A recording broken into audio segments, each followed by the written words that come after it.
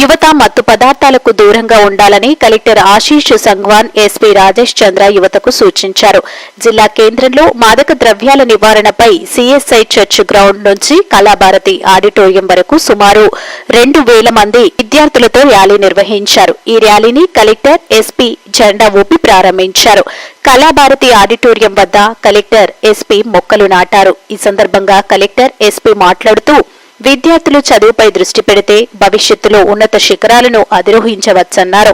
యువత భవిష్యత్తును దృష్టిలో ఉంచుకుని మాదక ద్రవ్యాల జోలికి వెళ్లొద్దని సూచించారు.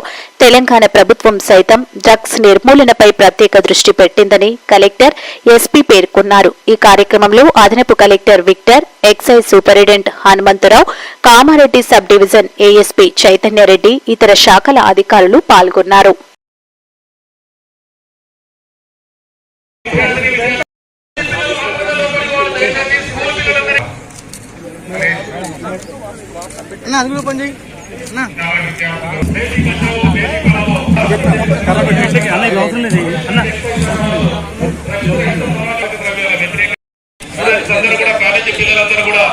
ఆడిటోరియం లోపలికి పోవాలి.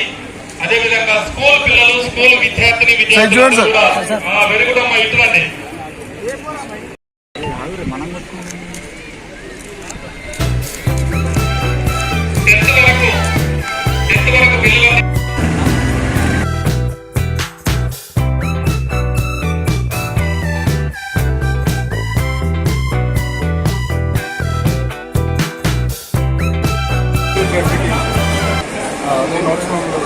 కామారెడ్డి జిల్లాలో డ్రగ్ అబ్యూస్ హార్మ్ఫుల్ ఎఫెక్ట్స్ అవగాహన కల్పించడానికి ఒక స్కూల్ పిల్లలతో పాటు మెగా ర్యాలీ చేయడం జరిగింది.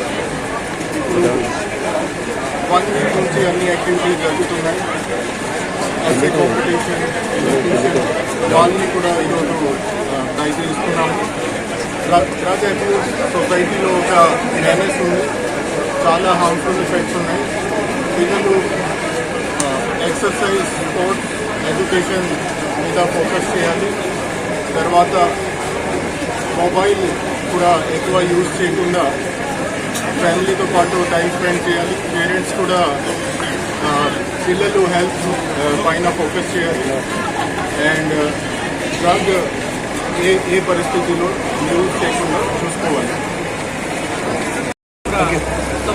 స్టేట్లో ముఖ్యంగా మన ఈరోజు మన కామారెడ్డి జిల్లాలో ర్యాలీ కండక్ట్ చేయడం జరిగింది. అన్ని డిపార్ట్మెంట్స్ నుంచి, అన్ని స్కూల్స్ నుంచి, కాలేజ్ నుంచి కూడా సుమారు more than 2000 మెంబర్స్ విద్యార్థులు మరియు డిపార్ట్మెంట్ సిబ్బంది అందరూ కూడా పార్టిసిపేట్ చేయడం జరిగింది. సో ఇదొక సింబాలిక్, మన